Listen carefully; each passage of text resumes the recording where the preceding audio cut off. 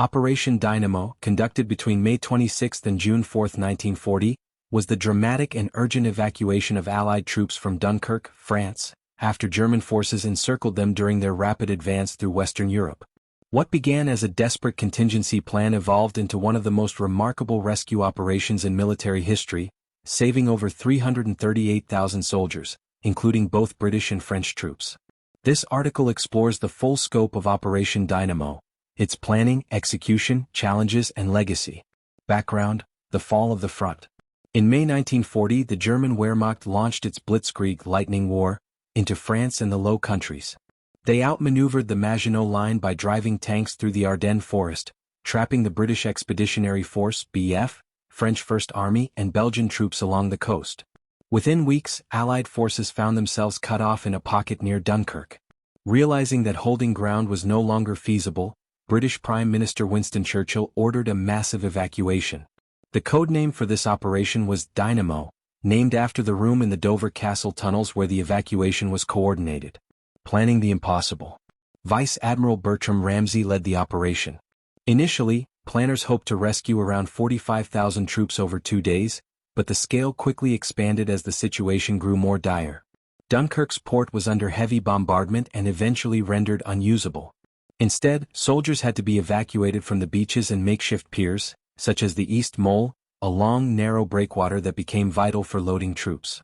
The Royal Navy mobilized destroyers, minesweepers, ferries, and civilian vessels, fishing boats, yachts, lifeboats, and barges, collectively known as the Little Ships of Dunkirk. Execution: 9 days of chaos and bravery. From May 26 to June 4, day and night, ships crossed the 50 miles (80 kilometers) of the English Channel, dodging German air attacks, artillery, and mines. The Luftwaffe bombed beaches, ships, and staging areas relentlessly, but Allied fighter aircraft from the RAF helped provide some air cover. Key moments included: May 27 to 28, evacuation begins slowly. Only about 8,000 troops are rescued on the first day. May 29, German shelling intensifies, but over 47,000 men are evacuated. May 30 to June 1, peak of the operation.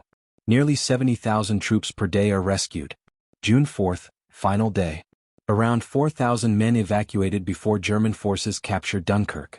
In total, 338,226 Allied soldiers were evacuated, including 123,000 French troops.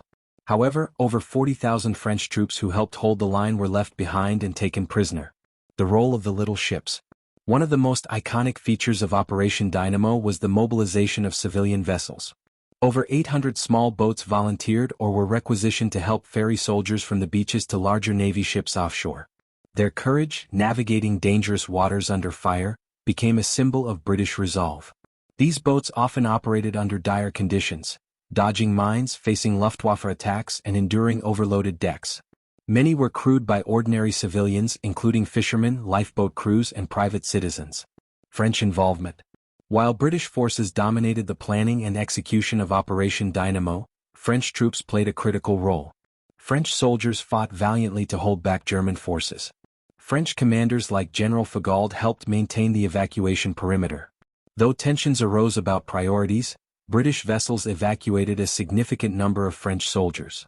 Tragically, many French troops who defended Dunkirk were left behind and taken into captivity. Challenges and losses. The Luftwaffe sank over 200 ships, including 6 Royal Navy destroyers.